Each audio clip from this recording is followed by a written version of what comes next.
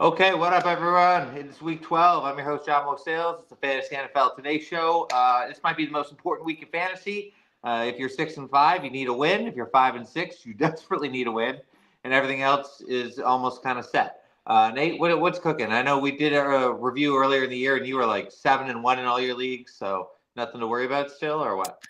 Still, I got one team that's completely out of the mix, but I have 8 otherwise live teams and a couple of teams already clinched with the playoff spot. Okay, Still nice. 11-0 in that one league. 11-0. That's crazy. So let's say that we can 11-0 gives a little bit of praise. So how did that league go? What did you go? Running back, running back? Um, It was a one QB, I know I 12 have. team. Yeah, no, I started Jamar Chase 1 overall and we got JT at the turn. And that's pretty Oh, much. And it's also a big game bonus league, so it's got crazy uh like stacking bonuses for 100-yard, 150-yard, and 200-yard games. So it's a volatile game. But drafted really deep. Had a Buka late in that one. George Pickens, Baker was serviceable, giving you top 12 performances every week. Um, Stumbled into Gadsden in this league. Um, just checked all the boxes off throughout the season and drafted really well, avoided injuries, avoided the busts early, and I think that's what mattered most. okay, okay. That's 11-0. That'll do it. I mean, yeah, I think I'm 9. I guess it'd be 9-2. My big money one, the one I really care about. And then let's see. And then how do you like put the hierarchy of your leagues? For me, is it just like the biggest money, the longest running, the most kind of people involved? Like our sports ethos leagues we have, it's no buy-in, so they're pretty low priority for me. Um, but for me, it's like the league on bubble league. If I'm on the bubble, like this one league, I'm 6-5. It's like 80% of my time, which probably isn't the Hmm. most effective way to do my fantasy. Yeah, that I'm in the same boat as you. My elite, my better performing teams are very set and forget at this point with a lot of the roster, and I'm very much tinkering with the with how I'm using my roster space a lot more in the teams where I'm on the fringe. Like, what am I valuing more? Like, I can't stash as much as I'd like to in these leagues because I need to buy into players that will put in serviceable performances that week. Yeah, but also, so my league, I've just been killed by injuries. I lost Drake London, Michael Penix last week, and then I lost J.K. Dobbins. I lost Amari DeMarcado. I got the Jamar Chase suspension. So I had to trade. I traded Rome for Kirk Cousins because it's super flex. I needed a QB, and I don't like Chicago's schedule. And then I got AD Mitchell on the Jets. He's like my favorite stash. I know he caught like 1-6 last week, but with Tyrod here, I think AD Mitchell's going to blow up. Right, I'm stashing Luther Burden. Right, I think he had 5 targets last week. DJ Moore sucks. So I think he might blow up. But again, if I don't like the Bears schedule, trading Rome, picking up Burden seems a little counterintuitive. And then I think it's just about stashing these backup running backs. Right, I picked up Emmanuel Wilson a week or two ago. Looks like Jacobs hopefully won't play. And then Isaiah Davis on the Jets, I think he's a good stash. At this point you're just like pray and spray, right? You're just kind of Hmm. you're picking up guys and hoping they hit because nobody really knows anything. Who are some of the good? Who are you trying? What's your bench filled with? Who are you stashing? Yeah, I have a lot of Tyler Algier, Brian Robinson, Blake Corum, a lot of like you said, Emmanuel Wilson, a lot of the guys that are kind of like guaranteed handcuffs. Kenneth Gainwell is one of my favorite handcuffs because they're proven guys who if the top guy goes down, they're pretty much just gonna assume that entire workload and not necessarily be stuck in a timeshare. Sure, but Gainwell had 2 touchdowns last week. Like everybody's got Hmm. it, and Algier's been scoring every week for a little bit. But yeah. So the just the basic ones. No one like because I know the Ravens play the Bengals twice. So I like some people doing some like Keaton Mitchell love. Hmm. In case either they go up big or if Henry, oh God forbid, gets hurt. Um, so are you doing more talent or schedule? Um, Probably talent, but schedule is probably something I should weigh in more. Okay.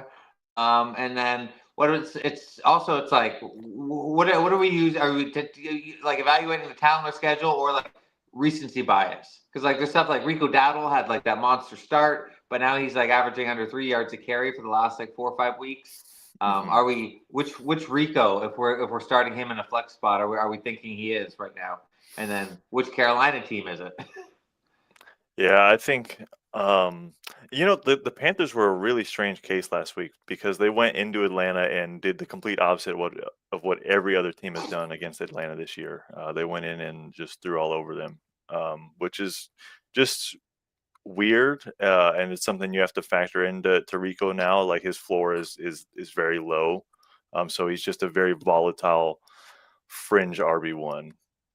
You think he's a fringe RB1? Maybe volatile, just straight RB1, just because of the workload he's still No, managing. I'd say he's more of a RB2. I mean, like what's he been, what's he done over the last 3 weeks, right? I mean, you're doing the running back rankings He's hit ceilings this year that this few year. RBs can hear Okay, that that's true. can hit. That's true. That's true. You're right. You're right. What do we do with Carolina? Because like I was thinking about the biggest. What are the biggest outlier weeks or like for the whole season in teams of you had Atlanta, Carolina was at week 3 where Atlanta got shut out. I feel like almost all these outlier games involve Carolina or Atlanta, right? We even had that Miami Atlanta game, right, where it's like, oh, Bijan is going to go crazy, might break like the record, and then he had like Miami blew him out. Bijan had a terrible game. Any come to your mind off the top of your head that you thought were going to be smash spots or terrible spots like that Carolina one last week that actually were flipped? Um. Uh. Who did the Jalen Warren? He got hurt last week, but like he had that matchup against the Steelers last week. That's just recency coming to Right, mind. Warren Or is on against the Bengals last week, and he got hurt, and Gainwell ended up seeing an increased workload and doing the damage with it. But we could chalk that one up to injury. Yeah, but I think he came back, but he was kind of banged up. But or even like that Chicago Bengals game when it was what each team scored 40 and Rome had a 0, right? Yeah. Like those are just crazy. But we've also learned that since he's kind of good against wide receivers, it's like this sneaky thing nobody wants to talk about. But they're just terrible against QBs, running backs, tight ends, everyone else. Yeah, it's almost like it's just easier to get to those targets than to even risk like the decent cornerback play against your number one target. Just take the gimmies and let your auxiliary receivers just pick up yak against a bad tackling defense. And then I guess another one would have been last week, Chase versus Pittsburgh, right? Pittsburgh gives up with the most points to wide receivers in the league. It's like, Chase is going to go crazy. What do you have, 3 for 30? And then now he's suspended this week, right? Like, So let's talk Cincy for. So what do you do with Cincy, right? Because we had Joe Burrow practice all week, and people thought he might play. I was like, I never thought he was going to play, even though I was like, oh, maybe he will. But it's like they never rush these guys back. It's like they're ready. Wait a week, especially it's a short week next week. Were you trying to like trade for Burrow in super flex leagues or in any leagues where it's like you were comfortable and you could take the sit no matter what? Not necessarily trading for him. I do have him stashed in one league, but I'm optimistic. There's enough of the season left that it makes sense for him to try and come back. Excuse me, in this one. And I think that he will elevate the offense, but you can still feel comfortable starting your Bengals pass catchers this week with Flacco back there. I almost, depending on where you are, don't want him back. Obviously, he's better than Flacco, but like, there's going to be an adjustment.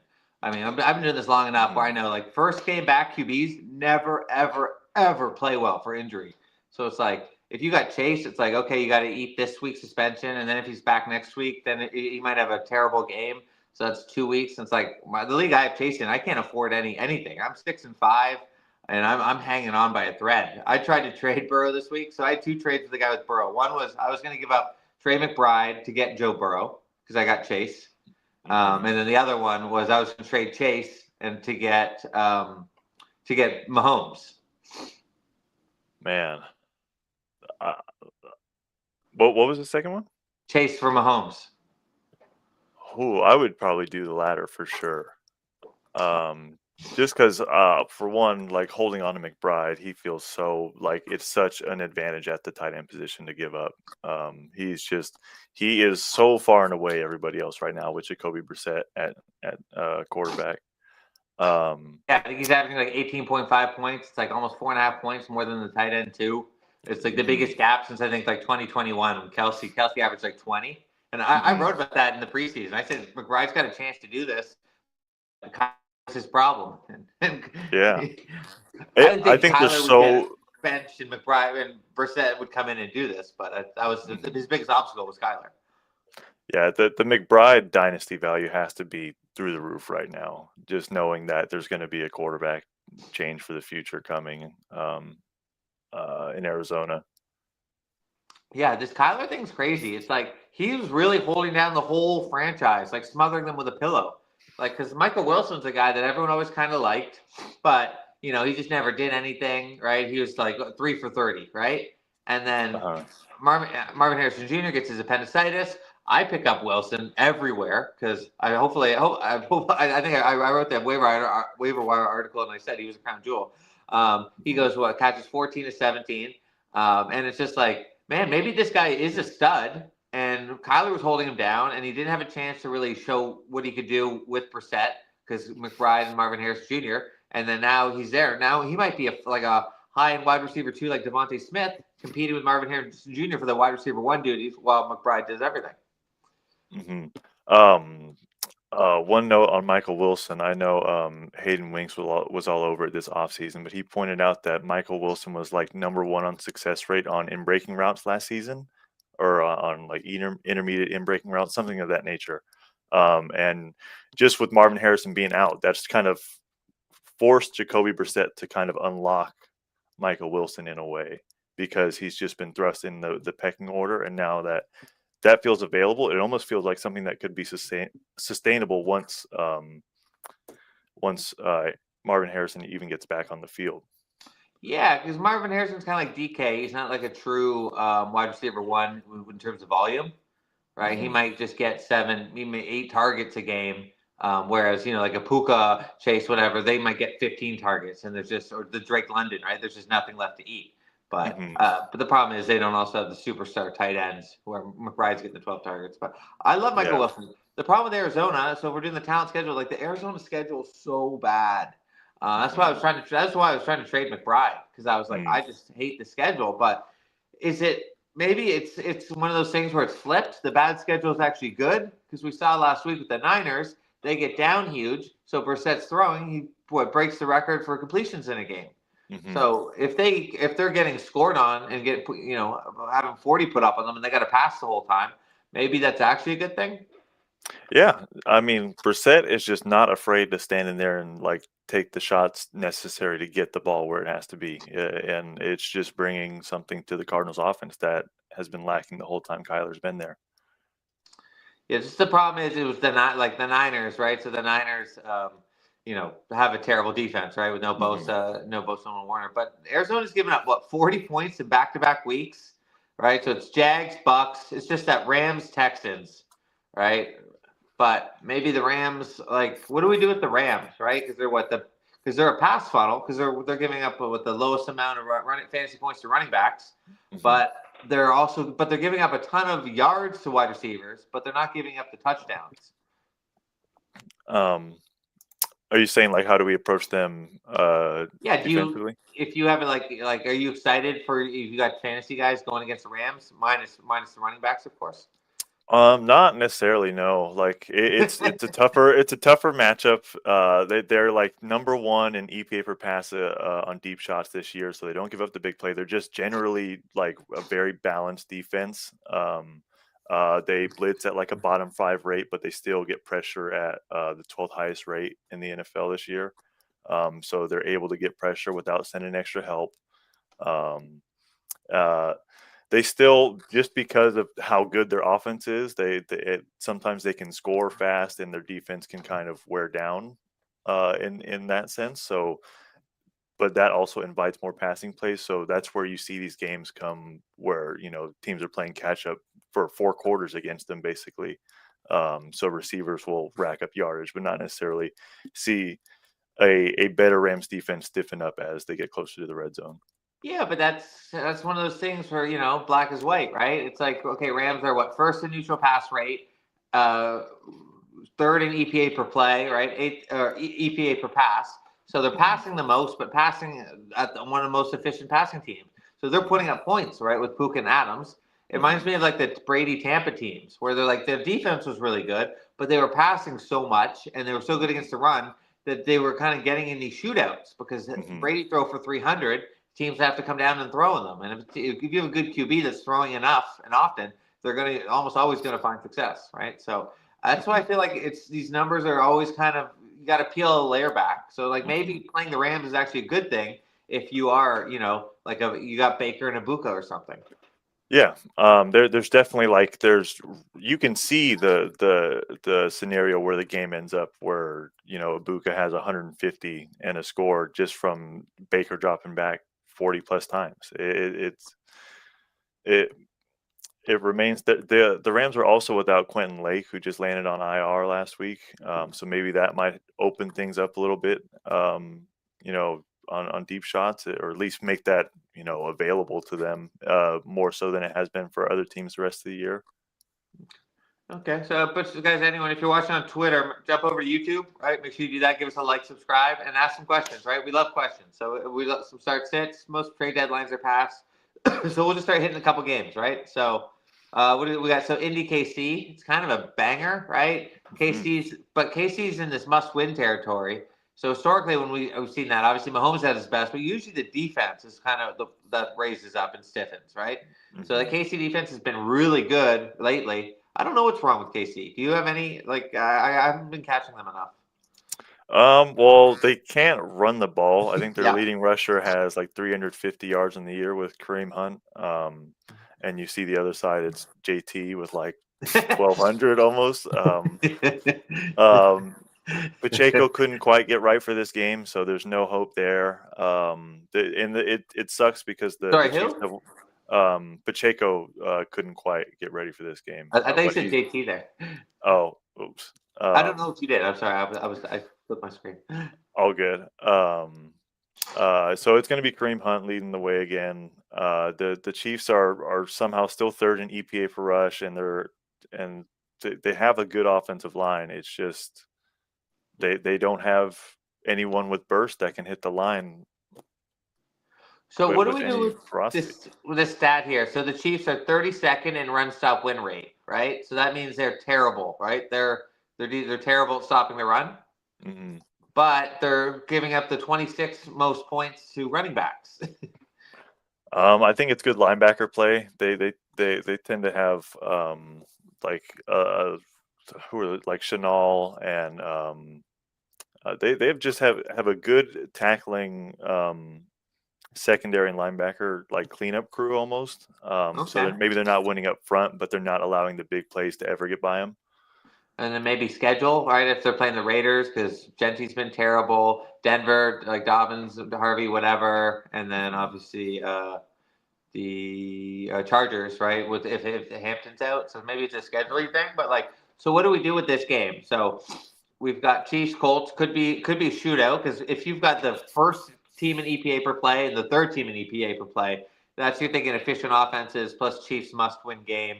50-point total. Is this the get everyone in game, or are the Chiefs going to just expose Danny Dimes? I think, yeah, this has to be it, just because both the offenses are so good, versus like other matchups on this slate where it's a worse offense against a bad defense. It's just two good offenses, maybe the two best offenses sans the Rams this year. I'd give you a couple, but okay, yeah, fair enough. It's Mahomes.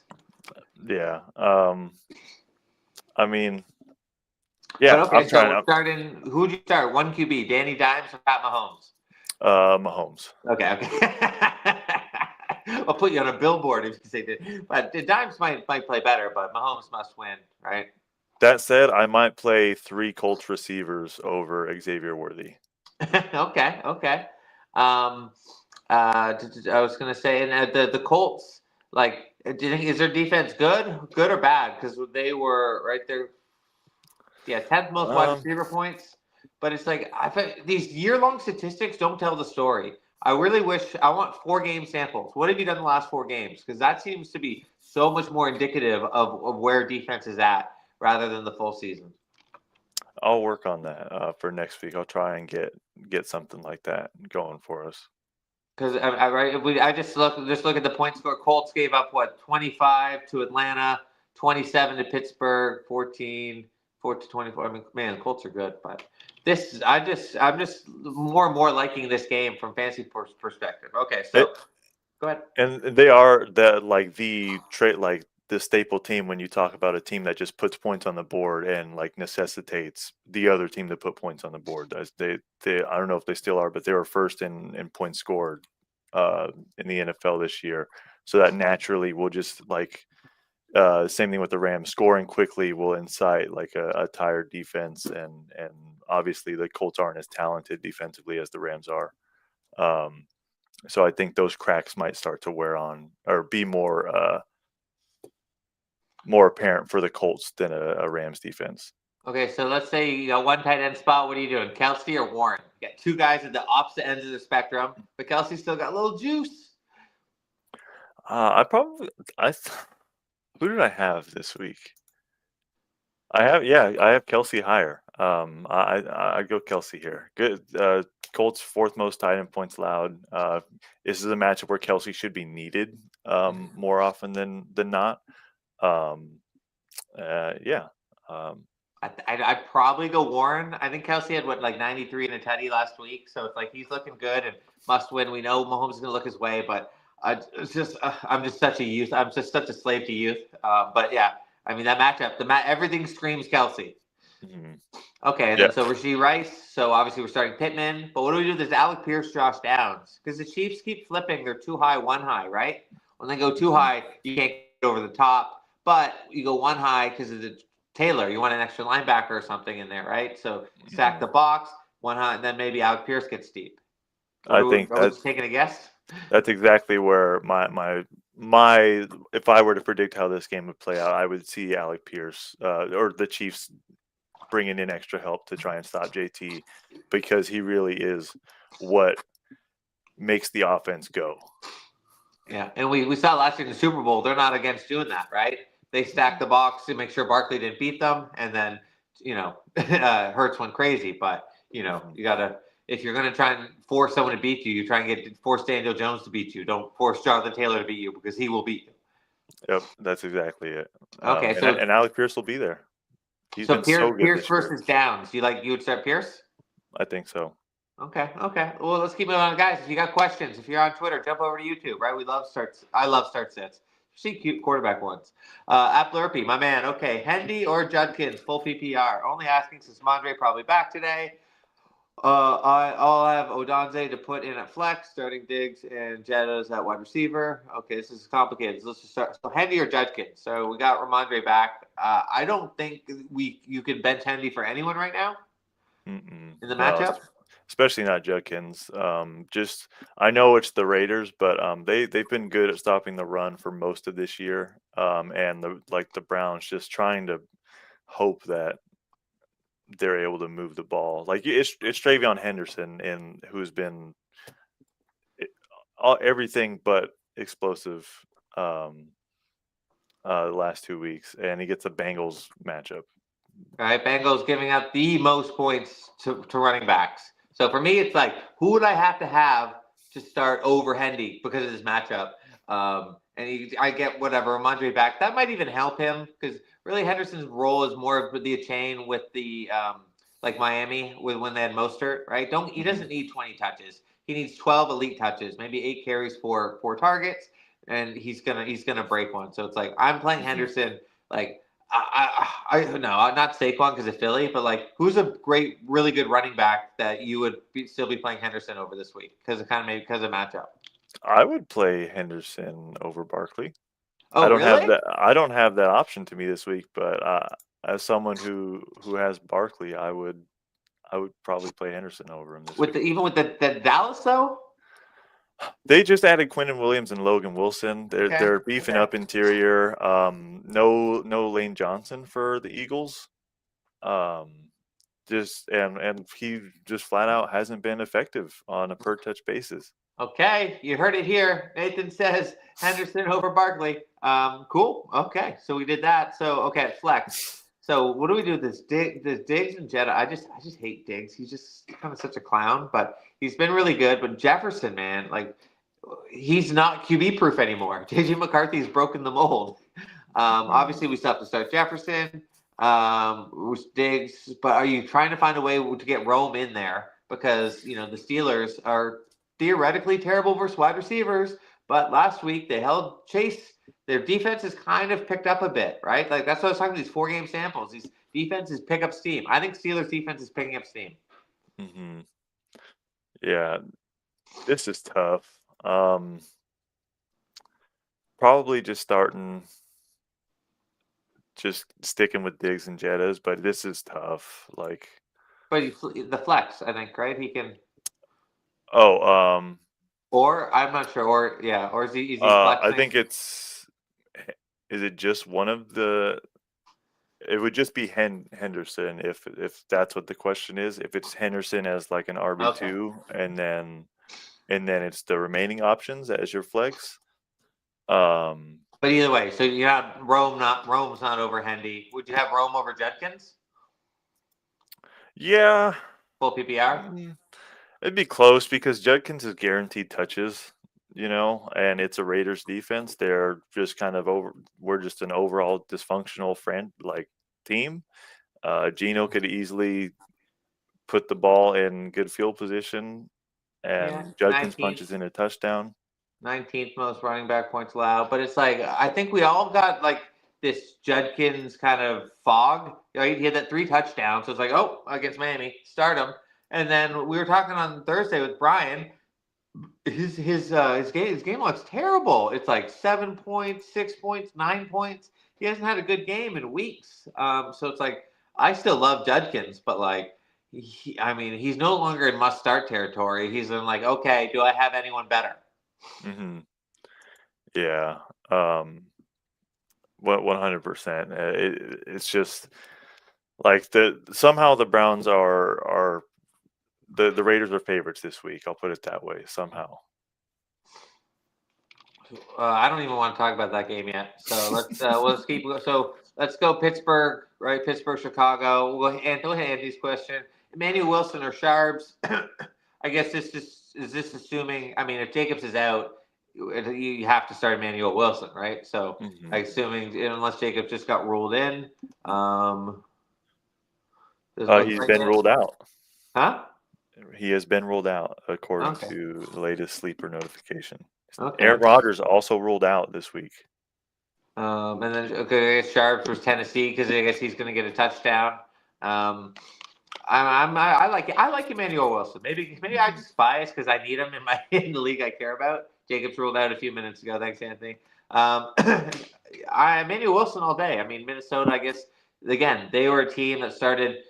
They were terrible against the run to start the season, and then now they've kind of reverted last season where they're good against the run, right? So even if we pull up the stats, the Vikings are I think they're like 20th most. Yeah, so right, and so it's kind of evening out where you can pass on them again because their secondary is crap, but they blitz. But are you looking to start these Seattle running backs? Because they kind of just throw downfield, right? They're not. Why won't he check down? It drives me crazy. So last week, Kenneth Walker kind of took. He handled his first red zone or goal line carry and took it for a touchdown, and that's significant because that's been all Zach Charbonnet all season long. Even George Halani got a touchdown running from the goal line 2 weeks ago, but they finally gave Kenneth Walker a crack at it, and he took it in. I believe the coaching staff, if I saw something from Coach Beak Index correctly early in the week, they said that he deserved more touches, so Charbonnet could kind of phase out a little bit, kind of drop down to like a 30% snap share. Even though it's a great matchup with the Titans, just start the RB1 in Wilson. Yeah. Oh, okay. Yeah, that's probably fair. I mean, Charbonnet's been like garbage this year, right? And we talked about it on Thursday. This weird thing where these backup running backs getting all these goal line carries. I noticed it early, and I tried to tell Brian, and he didn't believe me. But it's crazy, right? Like you're just not getting the touchdowns from these running backs, these RB1s. You're getting the yards. The Wilson Charbonnet is like the most extreme example, but also the Bijan Algier is perfect. Is there another one that comes to mind for you? Like there was a little McCain, Ollie Gordon. Pacheco and Hunt were like that early season, and eventually Hunt just started working in more. I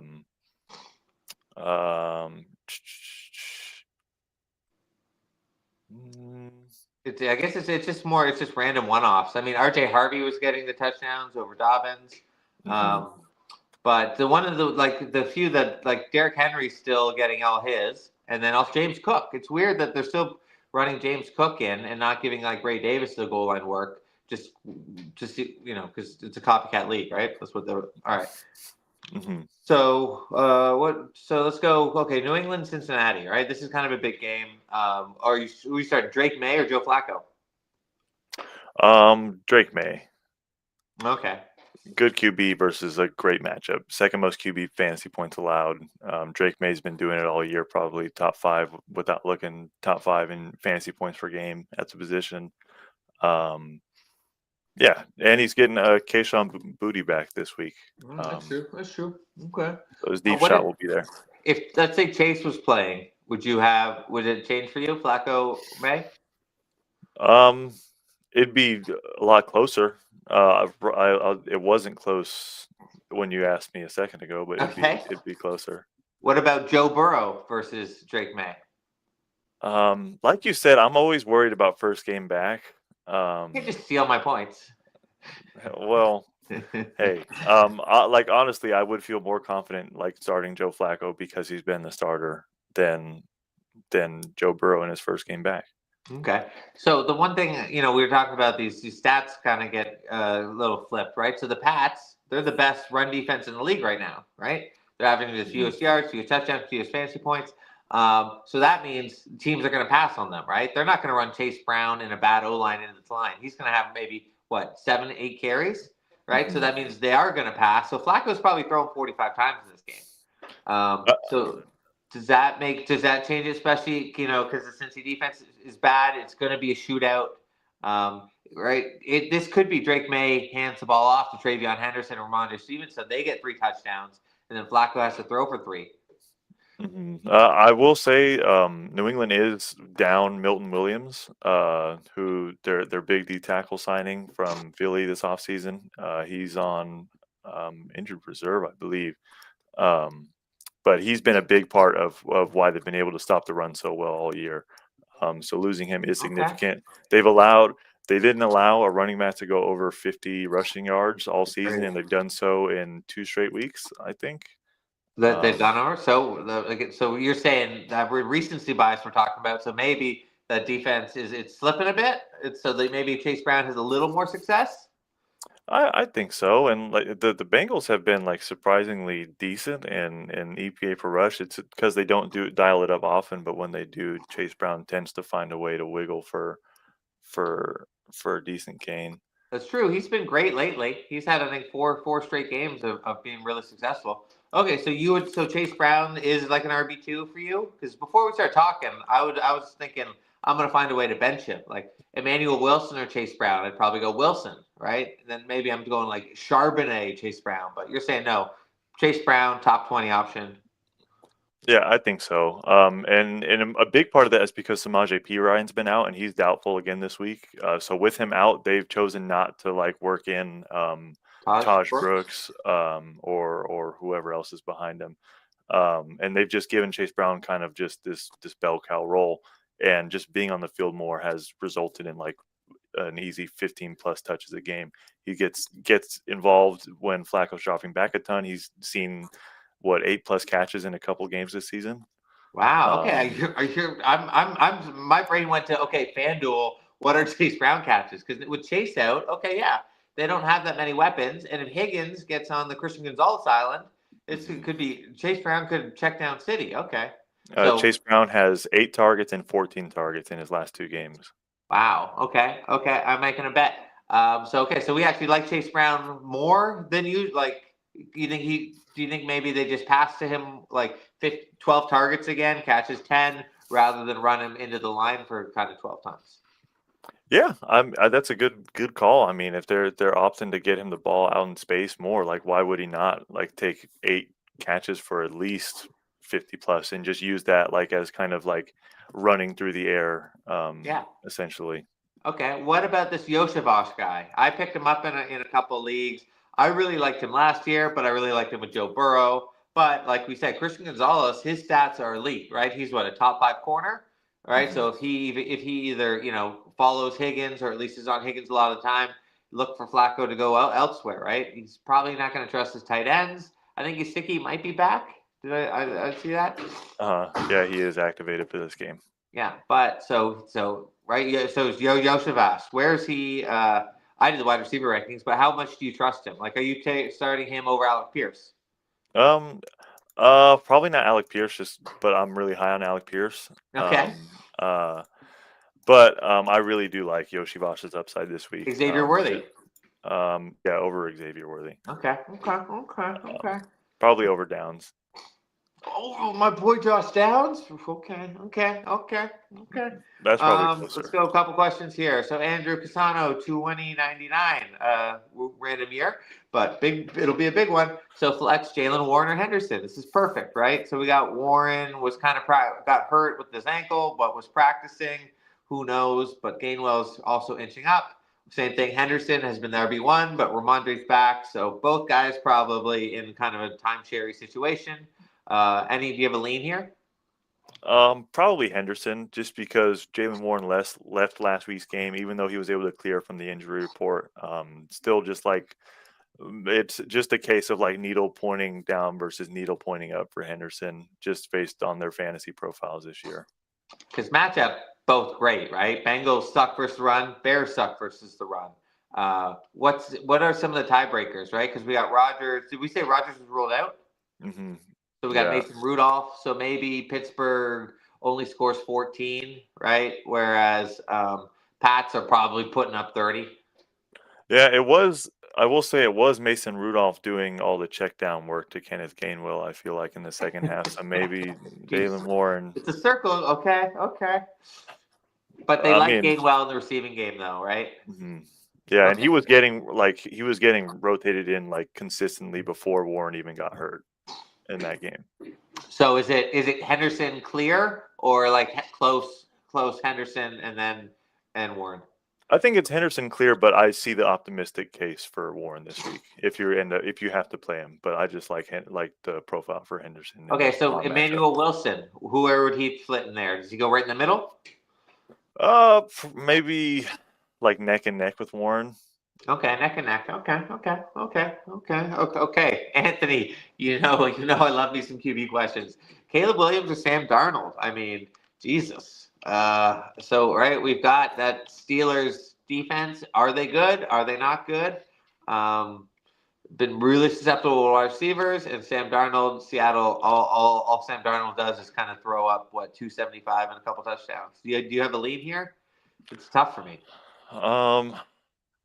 I worry about like the Titans like necessitating Darnold to even have to do much this game.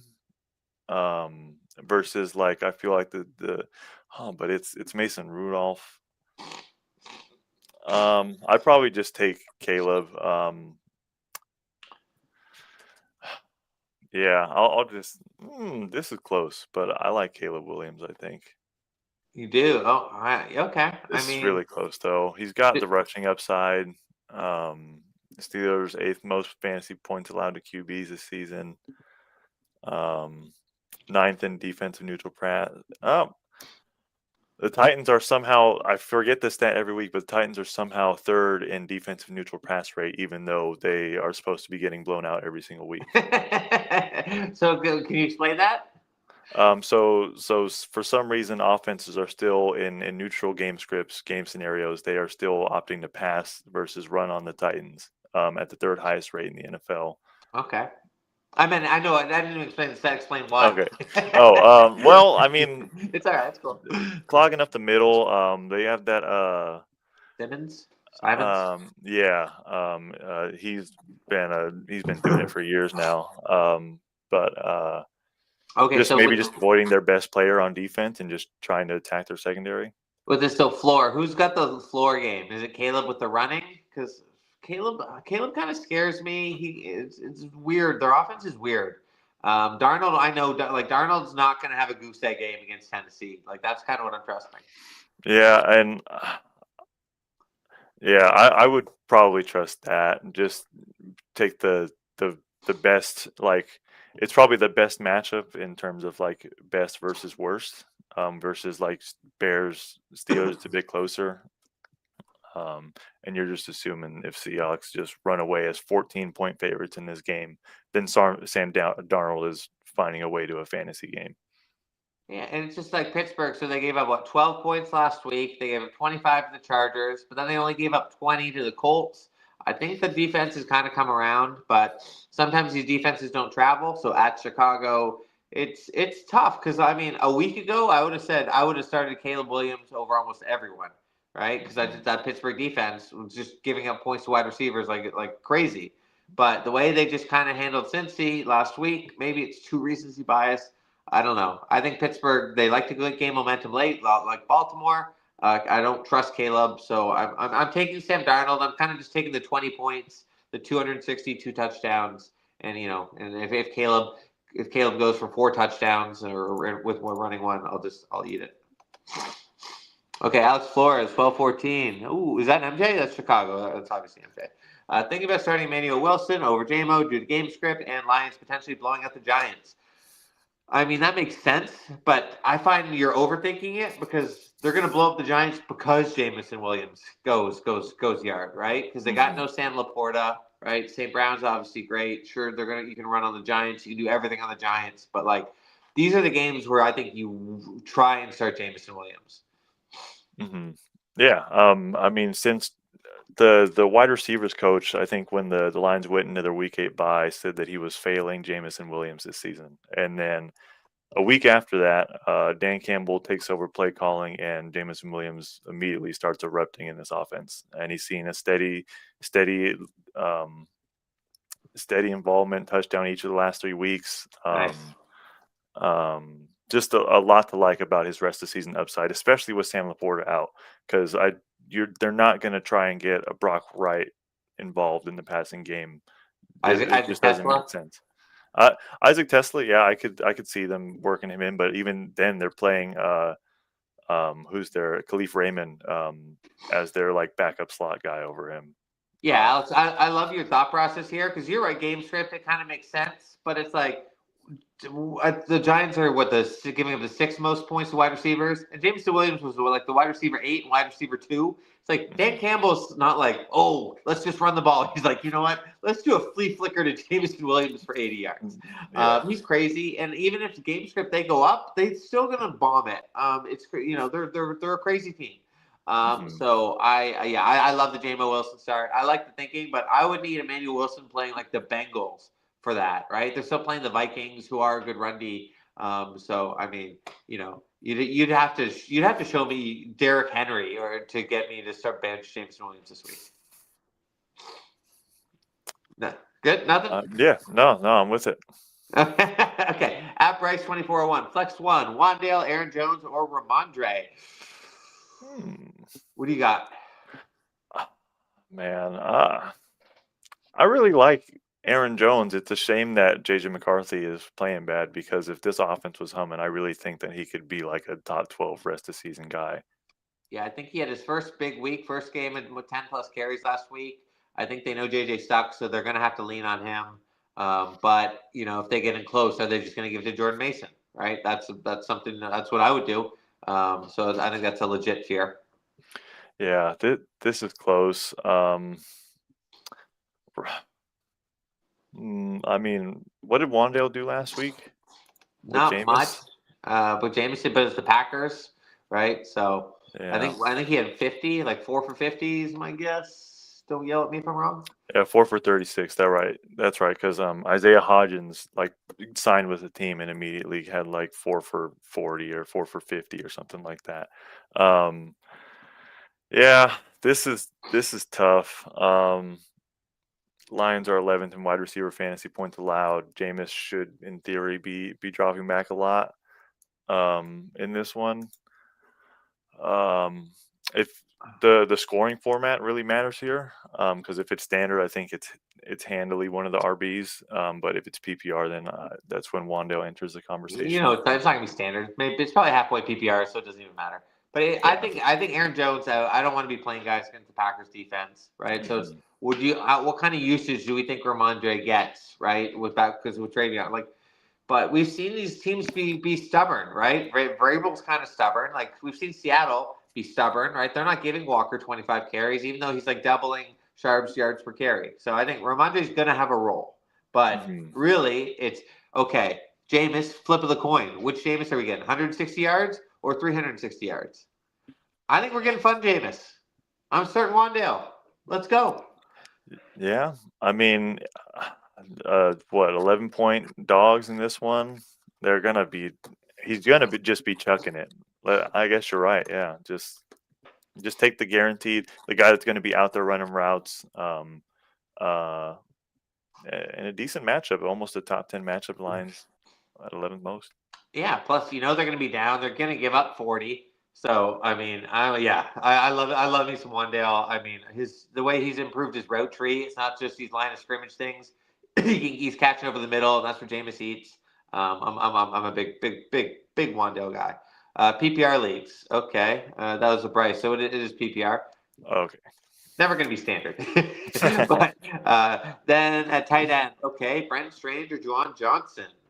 You did tight end rankings, my man. So what do you got? I got a lead, but so I'm excited for Strange, but I think this is Juwan Johnson. Even though Falcons have defended tight ends really well this year, third fewest fantasy points allowed to tight ends. It's something to consider. But I think that Juwan's kind of a unique case where he's kind of like this. They'll line him up out wide. He's really just the second. He's just a big receiver. He's the second option in the offense right now. They even released Brandon Cooks, so it's just Chris Olave and Devon Vele running routes out there, and Mason Tipton. Is what's his name? The tight end quarterback? Is he playing? Taysom Hill's playing, yeah. Okay. But he's not seeing too much quirky stuff with Kellen Moore there, surprisingly. So Juwan by a bit. Juwan by a bit. I'm always hesitant to start players in their first game back, but I think it's significant to note that the Jags have been dead last in tight end fantasy usage ever since Brenton Strange went out, and that's just a matter of him being out. I really think that he is going to be a factor the rest of the season for them. And then no Brian Thomas Jr., right? So. Yeah, I really think he just kind of makes things murkier for the other Jags pass catchers this week than it does make me want to start Strange. Okay. I gotta see. My phone just gave me the 10%. I got 7. Okay, we can go for a little bit, guys. If you're on Twitter, jump over to YouTube, subscribe, give us the whole bit. Tell us how much you like, standard leagues. Ross 126, Jaylen Warren or Kyle Pitts? Rodgers is out. Well, we like updates. Thank you. I mean. Does Rodgers out make you like Warren more or less? I mean, almost a little more after seeing what Gainwell did, right? But I don't know. I was a little bit. I also thought that if A-Rod was in, it would have resulted in more receptions for Warren because they were saying he was uncomfortable under center, so he would have just been in shotgun the whole game and just doing swing passes left and right. It's just Mason Rudolph sucks, but maybe Matt. I don't know. This is Kyle Pitts where we're talking, right, with Atlanta. So it's I'm guessing.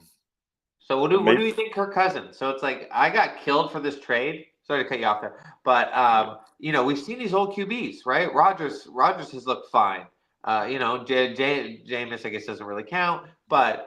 We thought Joe Flacco was washed. We thought Jacoby Brissett was washed. I thought these guys were post-washed, but they come back and they look great. So we got no Drake London, so maybe Mooney as well. But Maybe Kirk Cousins isn't that bad, right? I think he threw for 178 in that first game, but he's had a year and a half for his Achilles, almost 2 years. I think he's going to be okay. I'm just nervous about it coming out with a whimper. I could be wrong. For what it's worth, he was talking about Michael Pittman. I am nervous about Kirk Cousins. Start Michael Pittman. Yeah. Start Pittman. Easy, no brainer. But it's Atlanta, Carolina. It's Atlanta, Carolina, right?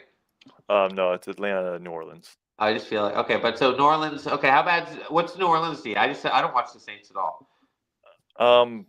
What are they? I feel like they are pretty bad.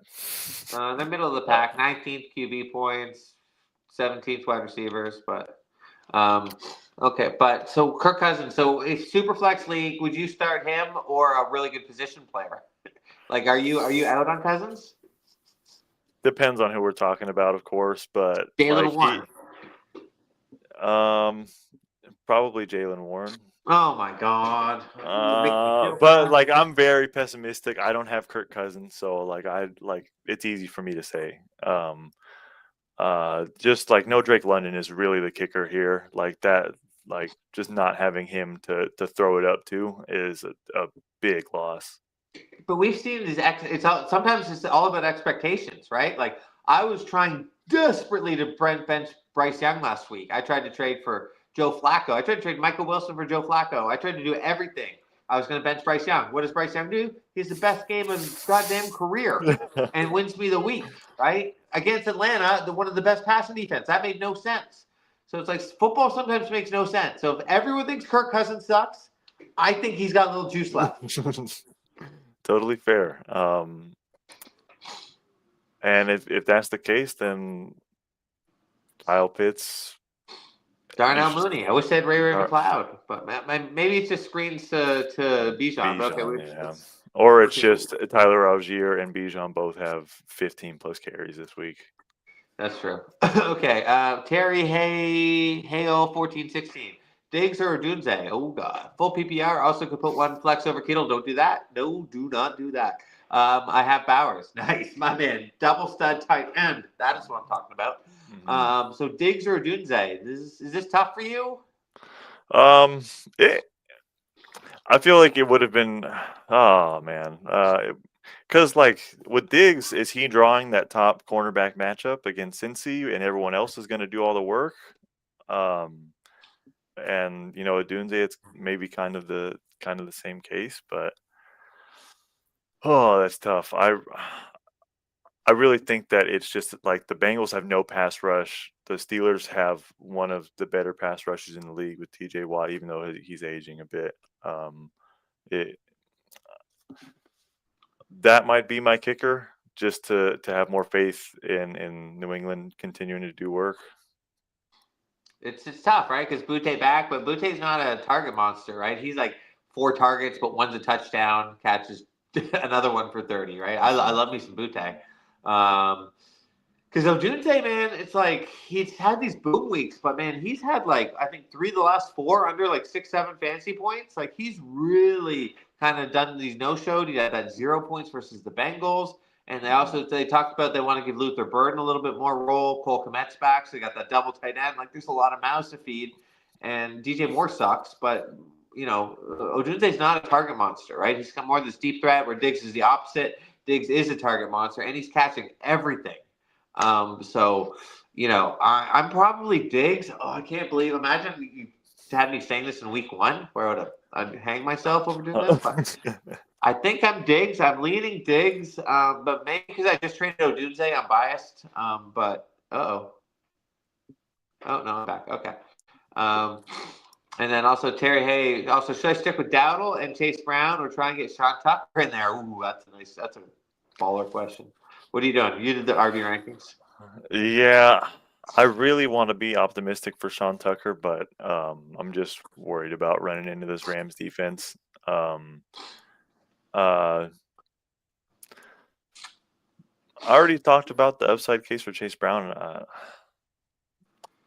And like the Panthers get the Niners on Sunday night. They've defended the run better than anything else. They kind of give up a lot of like the easy receiving work. I think he's got it right. Daddle and I Chase, right? Yeah, I think I'm overthinking it trying to get Tucker in there. As much as I want to ride that big week. And they said Last they were year, going to give him more work, but but it's funny because we're like, oh, matchup. We don't want him going to the Rams, but then Chase Brown, we don't mind going against the Pats. But we already talked about, reception. So especially if it's PPR, I like where we're at there but it's matchup, right? If Sean Tucker in a better matchup, yeah, I'd play him over Dowdle and Chase. hmm yeah. With the workload he should get in a better matchup. Yeah, but the Bucks are just going to be playing catch up all day. Okay, guys. That one got a couple more minutes here before my phone dies. I'm sorry. My charger sucks, but we've been going on almost an hour. So if you got any more questions, jump them in or hit us. Find the Discord. Hit us up on the Discord. I will check that out before the game starts. Nate's been jumping in there, giving detailed responses. Right. If you're on Twitter, jump over to YouTube, like, subscribe, give us the whole bag. And then we also showed we've got our make sure to subscribe to our Twitter, right? Our Twitter at Those Fans Bell and our YouTube channel. Okay, that's enough for that. Okay, so what do we? Anything? You did this preview, so give me some stats. Give me some news. All right. Look at So you. the big one that kind of jumped out to me, like coming into this game, like I was really like nervous about, or like a little bit more hesitant about Kyron Williams this week. Kind of thinking of my thought process was like, oh, he takes a lot of up the middle work against, and that's right where Vita Vea, lays down his territory. But up beyond that, even though Vita Vea is this, it feels like this larger than life defensive presence, the Bucks are still third worst in EPA per rush on carries between the tackles this year. And Kyron handles the inside touches at the second highest rate among running backs with more than 50 carries this year. So I'm expecting where I thought Kyron might struggle this week, it seems like it's a great matchup for him. So I think he's money to be a top running back this week. Okay. What about these trends? These Sunday night football games have all been terrible, right? What's the highest scoring game we've had in the last 5 weeks? Has anyone scored over 20? Man, who was it last week? Lions, Eagles. Is it Lions Eagles? Yeah. Sometimes I'm confusing my Mondays. I was thinking the Eagles Packers, but it's just and this is kind of could be defensive again. Baker hasn't been great. Like, is there anyone you're trying to force into your lineups? Like, obviously we're starting Puka. Are you comfortable starting Devontae? We're obviously starting Emeka. Yeah, so I kind of went the other way. It's the return of Chris Godwin like muddies things for the Bucks receiving core. And he's probably going to be on a pitch count, and Yep. so you're not trusting him right away. But his return, like with how like little like target shares that Tez Johnson's seen, like he's gotten home, he scores touchdowns, but he's only gotten like 3 targets, 4 targets, and to think with Chris Godwin returning, it's going to be even harder for him to find work. Kate Otten is another guy who stepped up with Evans and Godwin out, and I'd expect him to kind of take a back step. He's kind of been this like perennial like back end, mid to back end tight end one that you could kind of start every week with the target share he was getting. But I expect that to kind of taper off a bit with Godwin stepping back in. Okay. And then what about if you had to start Baker or Stafford? Stafford. Stafford. Okay, easy. Okay. Arthur, yeah, we'll hit this before my phone cuts out. Just made a trade. I got Nico. Okay. I would have loved that in the beginning. We had 2007 third for Laporta, Debo, Jonathan Brooks. Jesus. So it's Nico for a bunch of spare parts. I don't think Brooks will ever play again. Debo's old. Laporta, whatever. The first. I don't know. What do you think? 18. Ooh, 18 man. Yeah, so you're giving up a lot of assets to get an elite guy in an 18-man league. But it's a lot of like dead weight essentially for this year. So if you're like trying to go for it, I love it. But there's a little like it's not roses for Nico the rest of the way because of potential. When Stroud gets back into the lineup, they're gonna have to he's been better with Davis Mills in there almost. And Yeah. and Stroud just is gonna have to rework his way back in eventually, and that can make things like a bit more volatile for Nico down the stretch. But I think I'm still believing Nico's a top 5 wide receiver. Like I still have that in my heart, and I'm hoping he can show it. But really, he hasn't since that hamstring injury last year. He hasn't shown it. So but yeah, I love getting Nico 18 man. I guess you want a little depth in an 18 man, but also you want to, if you got a guy who can give you 25, 30 points, that could win you the week. So you gave up a lot of stuff I don't really care about. So yeah, okay, great. Yeah, it's a dynasty league too, and you have to assume that the Texans find a way to make their offensive line better from rock bottom this year. Well, but it was also rock bottom last year. That's true. Okay, quickly. Anything else? Anything else you want to get out? So with like Philly Dallas, like we were talking about this game on Thursday. It's the ultimate, great offense, great defense, and then whatever offense, terrible defense. Which do you think gives? Is this game going to be 38-35 or 21-18? That's interesting. I probably like 21-18 or whatever you said. I think that it's just with the way that the Cowboys offense is stiffening up and like the fact that the Eagles aren't firing on all cylinders, I feel like it'll be more of it'll hit the under more than the over to me. Okay. But we're still starting. Like, are you starting AJ Brown? Like, is Devontae? Would you, if you had AJ Brown, Devontae, and you could start one? Who are you starting? Probably Devontae. Just take the guy who's playing inspired football. What is it like? AJ Brown was like second to last in average separation on players who have run as many routes as him. Oh, that's not good. Something of that nature. Yeah, I would just trust the player that wants to play football right now. Okay, and then same league, Caleb or Daniel Jones. I think I'm going Daniel. I feel like I might be overrating this Pittsburgh defensive thing. I'm probably going Daniel Jones. Are you? But like that Chiefs defense is pretty stout. Yeah. That's tough. Oh man. I think you play Daniel Jones and hope that he can find Alec Pierce when he's beaten single high. Yeah, it's close, man. That's like neck and neck for me. I mean, who's more likely to get exposed, right? Like, if Spags dials something up for Jones, but realistically, he's going to be focused on Jonathan Taylor. So they got so many weapons. They had the bye to prepare. What? They have the bye week advantage too. Yeah. It's just Casey. When Casey's desperate, but they've been desperate for a while. They're 5-5. They weren't desperate last week versus Denver. I mean, at some point, you go to the well and it's empty. Rachaad White or Tillman. We didn't talk about Schroeder at all because whatever. But I kind of like Schroeder. I don't know why. But Tillman had a decent game. I think he was like 436 last week or something.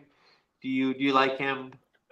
A lot of mouths to feed for Cleveland. It's just very murky. The Raiders are bad versus fantasy wide receivers, but it's Shadur. So it's how you view Shadur Sanders stepping into this starting game. I'm expecting Max Crosby to get after him. But Rachaad White is interesting because he's still second highest in rush success rate in the NFL, despite just not bringing the explosives that Sean Tucker brings to the table. Rachaad White does not often get stopped behind the line of scrimmage. I think he's a big short yardage guy. He could find his way into the end zone still, even playing a backup role to Tucker. But it's a tough matchup with the Rams. Okay. You can go either way. Do it first, guys. I play Rachaad White. So make sure to subscribe to the channel. Follow the This is great show. Thank you, Nathan. If we didn't get to any of your questions, or you didn't get them in, just jump over to Discord. Just fire them out, or just fire us a tweet. or an X or whatever they call it these days. And any quick anything you didn't get in that you wanted to get in? On the note of Sam Darnold versus Tennessee, Titans are third worst in EPA per pass on deep shots, so that's right up the Seahawks' wheelhouse. If we're going back to that Darnold question for Anthony, start Sam Darnold. Okay, boom. Okay, that's gonna do it for us. Good luck this week, and we'll see you next week. Gotcha.